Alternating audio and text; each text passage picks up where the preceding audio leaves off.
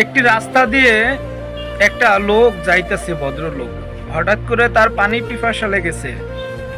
তখন দেখে একটি বৃদ্ধ লোক বসে আছে পানি নিয়ে রাস্তার একটি কিনারে।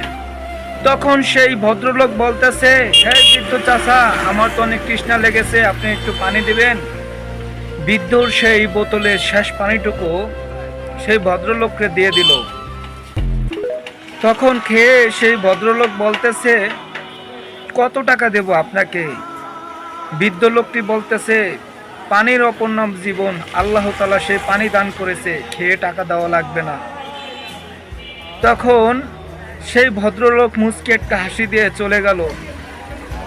প্রায় 1 বছর পরে বন্যা এসে সেই বৃদ্ধ লোকের ঘরবাড়ি সব তলিয়ে গেল। বৃদ্ধ লোকটি অসুস্থ হয়ে গেল, হসপিটালে ভর্তি। তার কোনো বিল দেওয়ার মতন টাকা নাই। বৃদ্ধ লোকটি শুধু কান্না করে।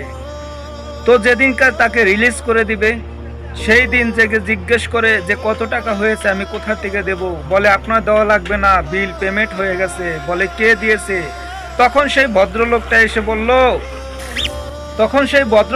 বলল যে হে চাচা, 1 বছর আগে আমাকে 1 গ্লাস পানি খাওয়াইছিলেন, আমি বলছিলাম কত টাকা দেব, তবে আপনি মুচকি হাসি দিয়ে টাকাটা নেন নাই।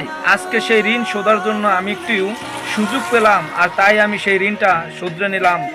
বৃদ্ধ চাচায় মুচকি হেসে দিয়ে জড়িয়ে দিয়ে বলল, বাবা, এই পৃথিবীতে কখনো পানির ঋণ শোধ হয় না, তবে তুমি আমার ছেলের মতন, তুমি উপকার করলা। তাই বৃদ্ধ চাচায় বলল, কথাটা শুনে যাবেন। গল্পটা কেমন হয়েছে অবশ্যই লাইক কমেন্ট শেয়ার করে দিবেন। আরো সুন্দর সুন্দর ভিডিও পেতে আপনারা আমার পাশে থাকুন, উৎসাহ দিন।